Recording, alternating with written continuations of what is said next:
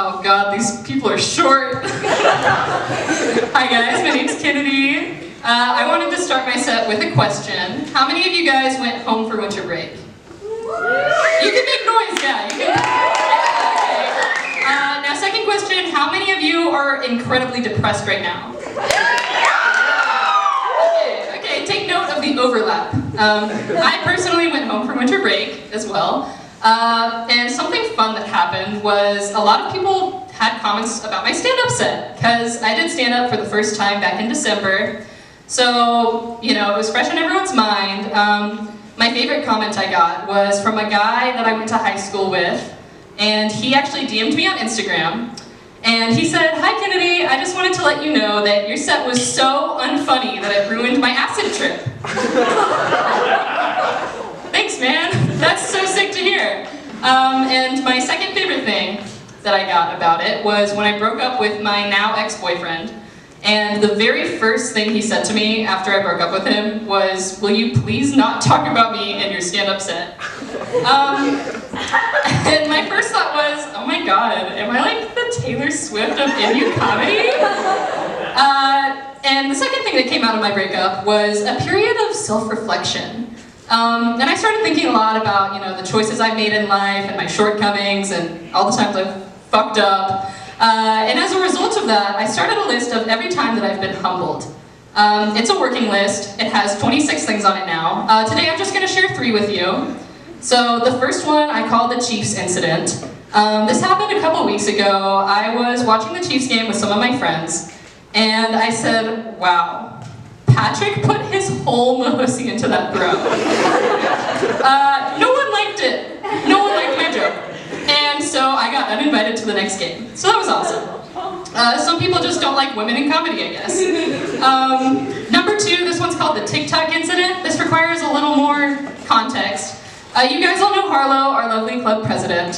So, yeah, let's give it for Harlow.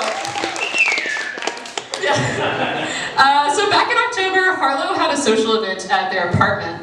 And afterwards, I couldn't drive home. And Harlow graciously allowed me to sleep on their couch. Now, Harlow does have 3 roommates, but we were like, we all know each other, it's fine.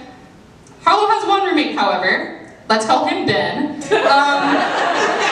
And apparently in the morning, Ben needed to use the living room to watch a sports game. So the first thing I woke up to in the morning from the other room was Ben's lovely voice saying, "Fuck, I forgot to gamble!" So that was an awesome wake-up call. And once that happened, I woke up, and obviously the first thing I do is get on TikTok. And let me just tell you, the most jarring thing I've ever experienced in my entire life is opening a social media app and immediately seeing a video of me, my unconscious body on someone's couch with 200 likes. So, yeah, moving on to number 3. I call this one the first time getting drunk incident. So, it was also back in October, one of my first time getting drunk, and I was doing this thing where we were talking about the price of something, and I kept on saying, wow, you could buy so many 4-for-4s with that. And the people around me were getting annoyed, rightfully so. And then one of them, as a result of this, said, "Guys, I don't think Kennedy knows how to have friends." Yeah, that was my reaction too. And that stuck with me. But in fairness, they're not entirely wrong.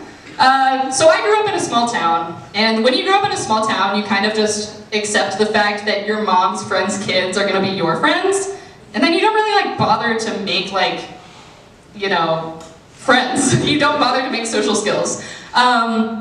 Actually, when I was 12, I tried to make friends one time, and then everyone just spread a rumor that my mom paid for people to hang out with me. So, didn't try that anymore. In 4th grade, though, I successfully made 1 friend. Her name was Maddie. And being friends with Maddie taught me that there's nothing that bonds people together like being a little fucking freak. And if you don't believe me, just go to a Mizzou comedy show. But Maddie and I, we were the kids on the playground that would look at each other during recess. Everyone else was like playing sports, and we'd be like, "Oh my god, did you bring your Pokemon cards today?" And then we would scamper off and trade Pokemon cards. And for like 6 months we would do this. Maddie was like my best friend, And then one day she comes up to me and she's like, hey, I'm moving to Washington, D.C. And I was like, ah, that sucks. I forgot about her 2 months later, but at the moment it sucked. But 2 years after that, I was in 6th grade, and my mom comes up to me, and she goes, hey, do you know this girl named Maddie? And I was like, yeah, I remember Maddie. And so she was like, Maddie's mom gave me Maddie's number and wants you to text her. And I was like, okay, dope. So I texted Maddie, we caught up, stopped talking after 2 days. 6 months later, her mom texts my mom again, and so on. So this was a cycle. Every 6 months we would talk for 2 days and then stop. Until one day, my freshman year of high school, I get a text from Maddie that says, hey, I'm moving back to Neosho. And I was like, oh, that's super cool. Like, what have you been up to? And this is when I received the 2 most insane texts of my entire life. The first one was an image of a leopard gecko. And the second one said, oh, I haven't been up to much. I got a gecko. I named it Kennedy. I hope that's okay. No! In what world would that be okay? And needless to say, we didn't talk much after that. I follow her on Instagram, so Maddie, if you see this, I hope Kennedy is okay.